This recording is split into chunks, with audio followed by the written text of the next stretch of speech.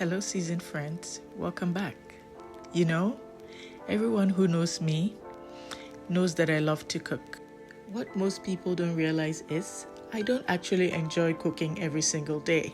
Not because I don't love food, but because I'm also a busy mom with a career, with goals, with personal growth I'm working towards, and with a family I actually want to be present for. Not always rushing in the kitchen every night. If I don't plan my food starts to control my energy, my time, and my peace. So once a month, I slow down, I plan, and I prep. I prep not because I'm perfect, but because I want my weekdays to feel lighter. And today, I'm taking you along with me. I'm starting with my proteins: chicken breast, chicken legs, and some lamb. This step alone gives me so much peace of mind. As I season, I'm thinking about the days I'll come home tired, the afternoons filled with school pickups, the evenings I just don't want to think too hard. When my protein is already seasoned and waiting for me in the fridge, dinner stops feeling heavy because it even starts right there. I split my chicken for baking, for stew, and for quick pasta night. I let my chicken marinate because flavor today means less effort later. This is one of the ways I mother myself. Now for my light soup. Instead of standing over the stove forever, I roast my lamb and my vegetables for the soup first. Roasting adds depth, it saves me time, and gives flavor without the stress. As this is roasting, I think about the kind of meals I want in rotation: warm, comforting, nourishing, and fast to reheat on cold evenings. I go ahead and blend my roasted vegetables while I transfer the meat in the pot. Once blended into a creamy state, I pour it into the pot of the lamb. This comes together really quickly because everything has been almost pre-cooked. I then add in some tomato paste. This is optional, and then season. Here, as you can see, I try to clean up as I cook along. For seasoning, my go-to would be some cloves, some grains of celery, and some bouillon cube. Very simple.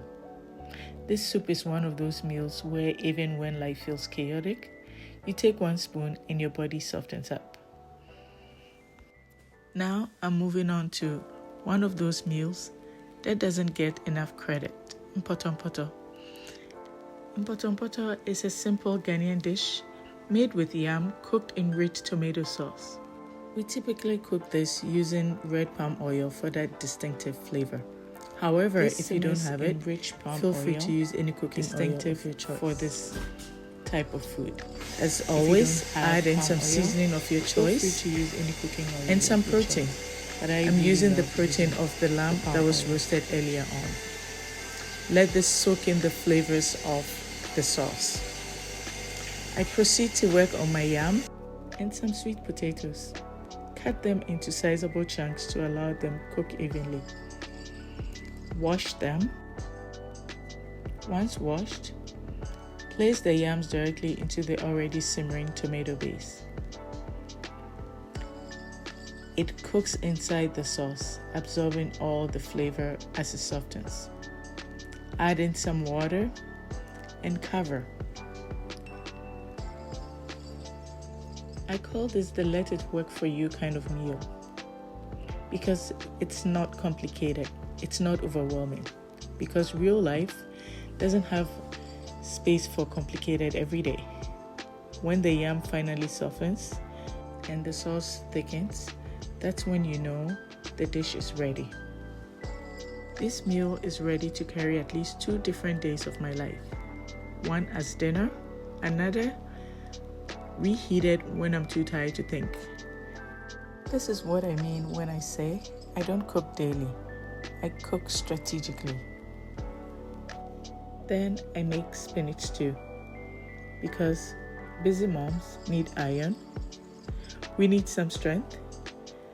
We need nourishment that actually supports our bodies and not just fills space. I am using some already prepared shortcuts for my kitchen. These are blended onions and some green seasoning. Just as we made the base for the mpotor, it is similar for the spinach stew as well, cooked in that rich red palm oil. Again, if you don't have it, you can omit this and use regular cooking oil. My protein of choice is usually tuna for spinach stew. I don't know why, but that is always my go-to. Don't forget to clean your spinach, as it always has dirt, and I love to use my scissors to cut my spinach. I thoroughly wash and make sure to strain, just so that I don't transfer the bulk of the water into the tomato sauce. Spinach stew is one of those meals that stretches across multiple meals. I can serve this with yam, plantain, with eggs, and rice. One pot, many options. Now, I'm moving into the heart of my kitchen, the big batch tomato sauce. If you know, you know. There has to be tomato sauce in every Ghanaian home. It's not optional, it's a lifestyle. This sauce is the backbone of so many meals: jollof, stews, rice, eggs, yam, and beans. In one pot, endless possibilities. For me, the big batch is everything, because I'm not cooking from scratch every single day. I am building freedom into my work week. I start with my already roasted base: tomatoes, onions, peppers, garlic, ginger. Everything slow roasted for depth and sweetness. That roasting step matters. It takes raw sharpness out of the tomatoes and replaces it with rich, grounded flavor. Making this pot of stew requires patience. It's not rushed. Once the sauce reduces and thickens, I portion some aside for future use. From this sauce, we go straight into jollof, because in my house, if tomato stew is the foundation, jollof is the celebration.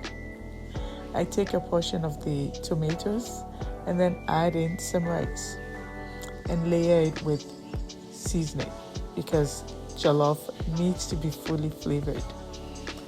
My go-to flavoring or seasoning for jollof is nutmeg, white pepper, some beef broth, and a little bit of water.